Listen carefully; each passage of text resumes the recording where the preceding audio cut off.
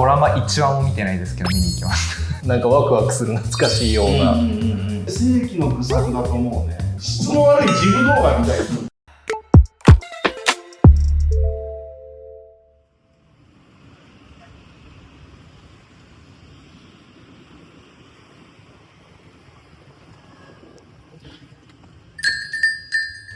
いらっしゃいませ。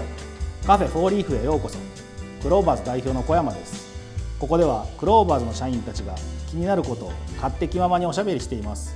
どうぞ皆さんもお好きな一杯とともにお楽しみください。最近ハマってるんですよね。最近もう一回見直してます。俺もリアルタイムだなと思うのが、今そのマンダロリアン上映してるじゃん。で、俺の中では5はね、さっき話した通り見逃しちゃったんだけど、やっぱりスター・ウォーズ作品は全部劇場で見たいなっていうのがあるから、ハンソロとか、あとローグワンとかも一応劇場に見に行ってるんだよね。だからそのマンダロリアンも見なきゃなと思ってるんだけど、最近ちょっと俺サボってて、ディズニープラスの方のマンダロリアンのエピソード3まだ見てないから、ちょっとエピソード3をちゃんと履修してから劇場行こうかなと思ったんだけど、マンダロリアンのエピソード3の前にあたるブック・オブ・ボバフェット。ボバフェット。もう見たんだけど、俺すっかり頭から飛んじゃってて、だからそれを最近1話から見てたんですよ。見て、でマンダロリアンのそのエピソードシーズン3の第1話に入ったところに今谷君がスター・ウォーズって言うからほーっと思ったんですよ。僕もマンダロリアンシーズン1で終わっちゃってるんで。いや、それは時間がなくてですよ。別に見たくないからってわけじゃないですよ。言うて俺もシーズン3見てないから。だからそこ見にんかったら見に行けないんで、僕だから周りはみんな見なくても見れるって言うんですけど嫌なんですよ。それは嫌だよね。そうだから俺ちゃんと見てから行こう。俺ドラマ1話も見てないですけど見に行きます。マジドラマ見るのめんどくさいな。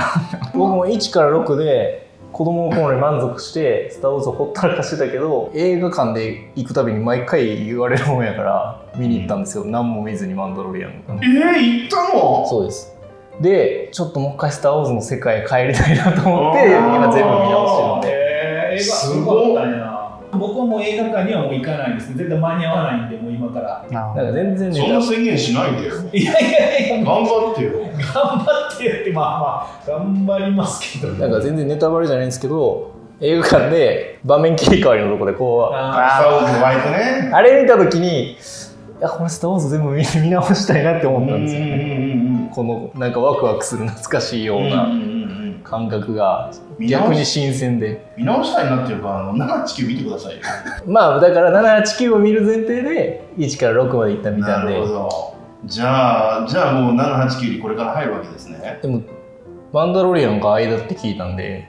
789との。なるほど。じゃあマンダロリアン全部見ながら。マンダロリアン見てから789。そうです。まあ確かに時系列で言えば、ね、時系列で言えばそうなのな。だからこれのスター・ウォーズの見方、人に勧めるときにさ難しいのがさ、これ時系列で進めるのか上映順で進めるのかっていうね。まあそれでも僕はめっちゃキモい見方してるんで。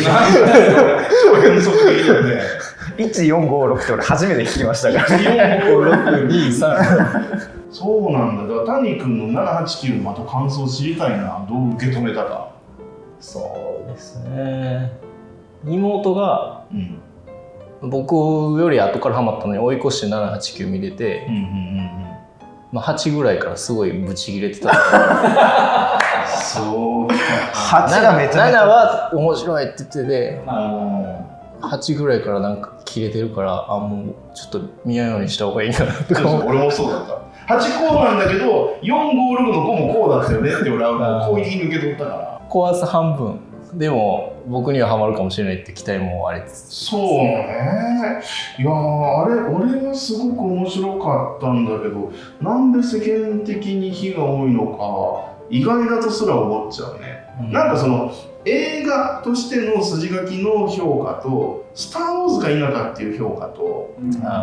ね、スター・ウォーズのはやっぱりあれだけもうその世界観とかもう周りがファンが固めてる部分もあるし出来上がっちゃってるから、ね、思い入れも強いしっていうね、そういう評価もあるからね。いや確かに8とかフォースってその何でもできる超能力じゃないでっていうそんなことまでやり始めたらそれもありにしたらあれもありだしこれもありになっちゃうじゃんみたいな、なんか見たことない凄技連発なんですよであれは確かに当時のファンからもいろいろ言われたし、あと俺ね、許せないことがあるとすればスター・ウォーズの定番のセリフってあるんですよ。 I have that feeling about this っていう日本語で悪い予感がするっていうさ、それ全部のシリーズで言ってるんですよ、誰かが。あー確かなんだけど8だけ言わないんですよそれ。俺7見た時に7でもそのセリフが出てきて、それもあって嬉しかったのよ。もう何十年ぶりかのスター・ウォーズ見てて、ちゃんとそのセリフ言ってくれたっていう頭で見てるから、当然8見てる時もそれを楽しみにして見てたんだけど、もう出てこないまま終わってるんですよ。間違ってたらあれですけど、7と9はエイブラムスが監督で、8は違うんじゃないですか、ね、ライアンなんたらさん、いやでもそれ言ったらあれ違うか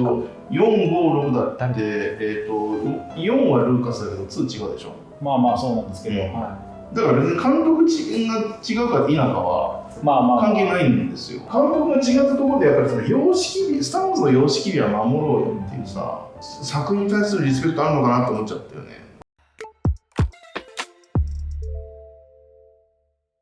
俺スター・ウォーズでさらにね許せないことが、これもファンでいろいろ議論されるんだけど、改編ね。神谷さんの教えてもらうの知らなかったんですよ。そうはい、6の最後とかそうなんですよ。まあそもそもね456って当時劇場で上映した本当の初期版って今ブルーレイ化されてないんですよ。当時ビデオとかあとレーザーディスクくらいまで出たのかな。なんだけど今見れないんだよね、要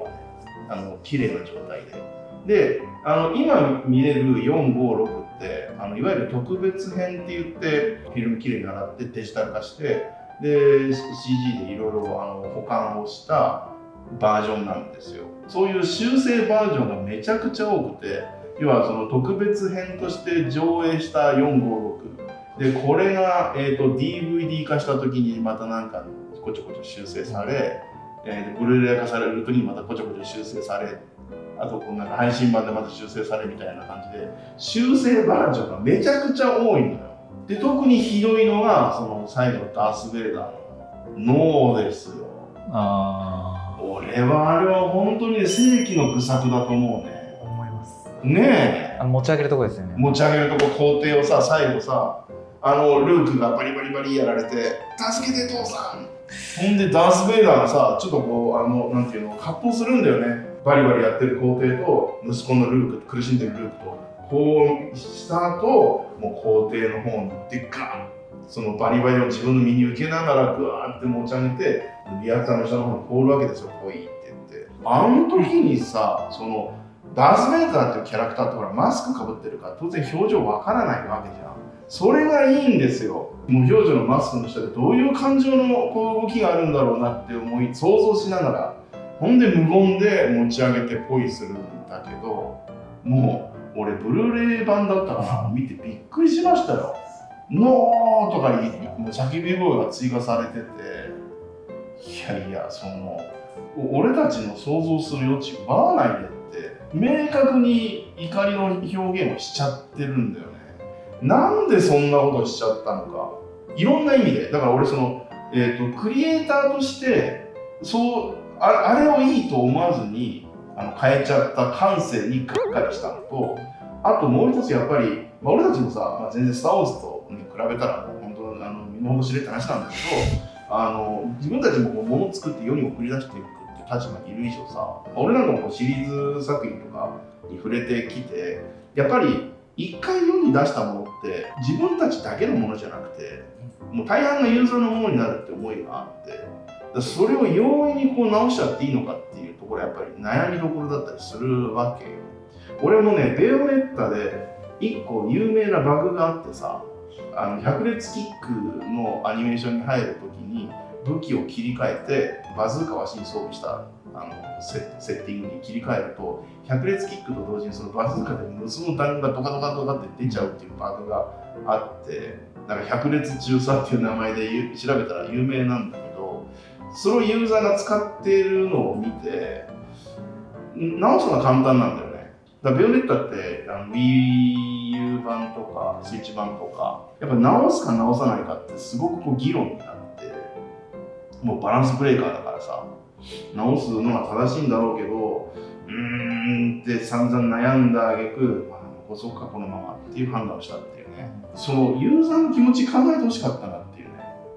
これがもう生死なんだっていうふうに一回受け取ってるわけだから我々はっていう。もう一個その修正のひどいのがハンソロも初めて登場するシーンですよ。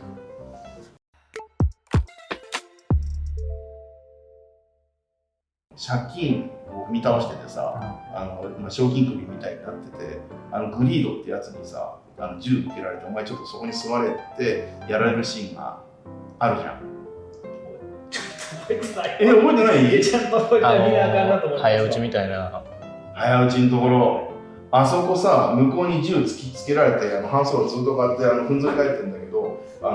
下でさ、ゆっくりとこうホルスター外してさ、ブラスター撃つ準備して、先に撃つんだよね、あれ。無慈悲バーンって。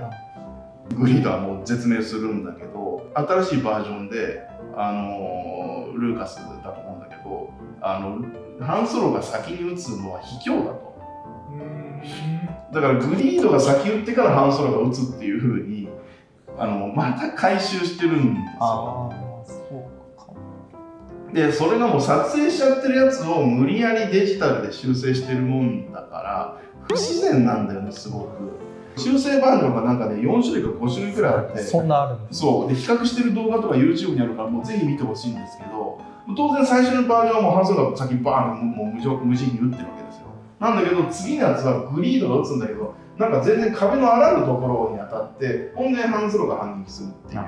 映像になってるんだよね。なんだけどさらに次のバージョンとかになるとグリードは正確にここを狙ってきてるんだけどハンソロが避けるっていうどうやって目指してるんですかそれ。もうなんかそんな演技してないよ、ハンソロが。なんかデジタル的にここなんかもう質の悪いジグ動画みたいに